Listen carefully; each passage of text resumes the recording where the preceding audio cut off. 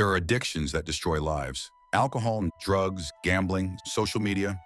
Most people recognize them immediately. But there is one addiction almost nobody notices. An addiction so common that society rewards it. An addiction so invisible that people spend their entire lives trapped inside it without ever realizing it. It doesn't come in a bottle.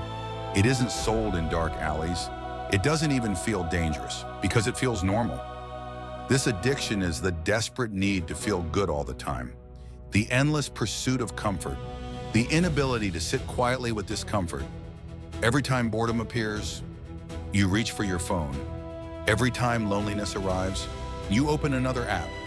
Every time anxiety whispers, you distract yourself. Every uncomfortable emotion becomes something to eliminate, not understand, not experience, just escape. Slowly, without noticing, you train your brain to believe that discomfort is an emergency. That pain must disappear immediately. That silence is unbearable. And this is where freedom quietly dies, because the person controlled by pleasure is just as imprisoned as the person controlled by pain. The ancient discovery over 2,000 years ago. Long before smartphones, long before streaming, long before endless entertainment, ancient philosophers had already discovered this invisible prison. The Stoics noticed something remarkable. People did not suffer because life was difficult. People suffered because they demanded that life should never be difficult. Marcus Aurelius wrote that the obstacle becomes the way, not because suffering is enjoyable, but because resistance creates suffering that didn't need to exist. Epictetus had once been a slave. He understood chains better than most people. Yet he claimed that the worst slavery wasn't physical. It was becoming enslaved to external comforts. Imagine giving another person complete control over your emotions. If they praise you, you're happy.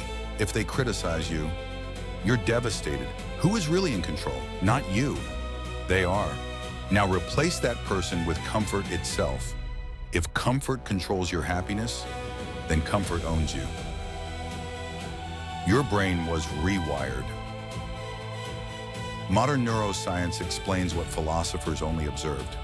Every notification, every like, every new purchase, every tiny reward triggers dopamine.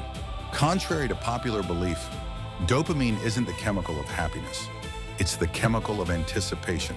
It whispers, again, maybe the next one, maybe one more, maybe this time. The brain begins chasing rewards instead of enjoying them. Pleasure becomes less satisfying, but the craving grows stronger. This creates what psychologists call the hedonic treadmill. You adapt. The exciting becomes ordinary. The extraordinary becomes expected. And suddenly, nothing feels enough. A new phone, a promotion, more followers, a bigger house, more money. Each victory creates only temporary satisfaction. Then the chase begins again. The addiction isn't pleasure itself. It's needing the next pleasure, always. The comfort trap. Comfort feels harmless. That's why it's dangerous. Imagine two people. One spends every evening consuming entertainment. Hours disappear effortlessly. The other sits quietly, reads difficult books, exercises, reflects, faces uncomfortable thoughts. From the outside, the first life looks easier, but years later, the difference becomes enormous. Comfort compounds. So does discipline. One builds dependence, the other builds freedom.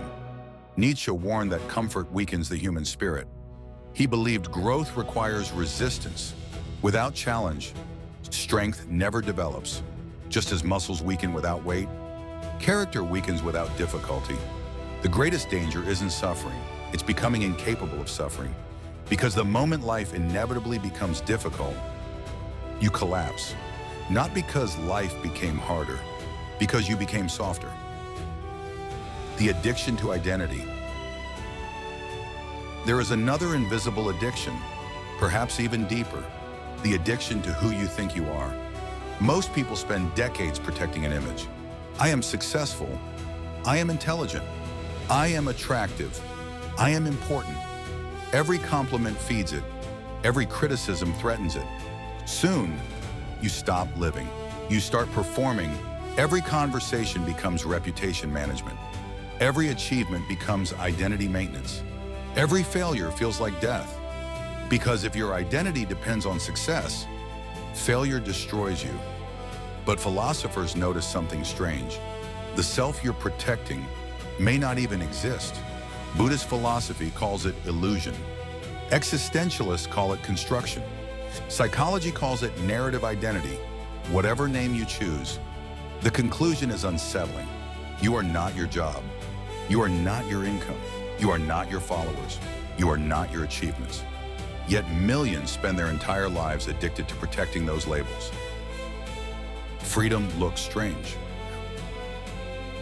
Real freedom often looks uncomfortable. It means saying no to easy pleasures.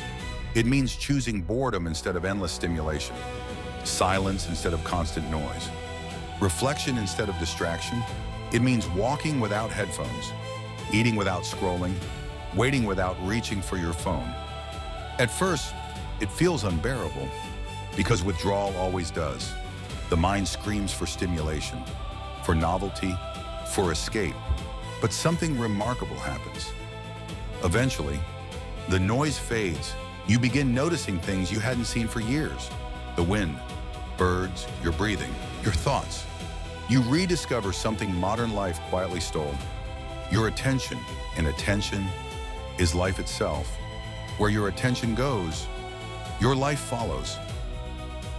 The final realization. Imagine two prisons. One is made of iron, the other is made of comfort. The first prison is obvious. The second is luxurious. It has entertainment, convenience, pleasure, endless distraction. Most people would choose the second, never realizing they're still in prison. The invisible addiction isn't pleasure. Pleasure is beautiful. The addiction is believing you cannot be okay without it. Because the moment your peace depends on anything outside yourself, you surrender your freedom. The Stoics understood this. The Buddhists understood this. Modern psychology increasingly confirms it. Freedom begins the moment you stop needing the world to constantly entertain, comfort, and validate you. Perhaps the greatest act of rebellion today is not escaping discomfort, but welcoming it. Not chasing another distraction, but sitting quietly. Not asking life to become easier, but becoming stronger. Because in the end, the freest person in the room is rarely the richest, or the most admired, or the most comfortable. It is the one who can sit alone, in complete silence, needing nothing, and still feel whole. That is a freedom no addiction can ever take away.